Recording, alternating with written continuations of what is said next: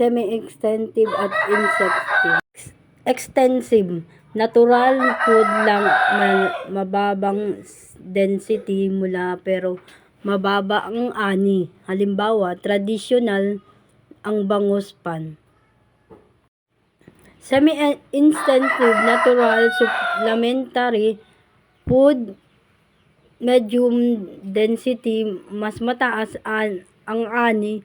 Halimbawa, ang hipon ng sapan ay may feed na aeration.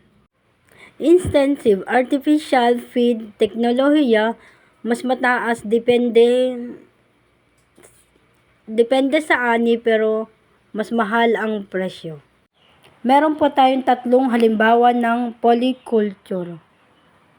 Una, tilapia, hito, krapa.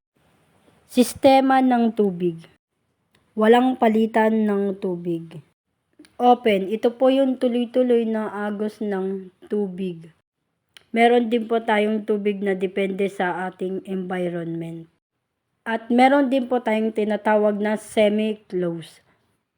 Partial exchange, may kaunting treatment.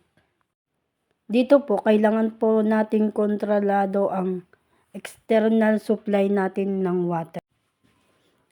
Kailangan ng magandang species, mabilis lumaki, mababa, maganda kumain, lumalaki agad, tolerant sa iba't ibang kondisyon ng tubig, resistensya sa sakit, pataas ng demand sa merkado, suwat ng kaso, strength, local na species demand na mababang puhunan, weaknesses, limitadong teknolohiya,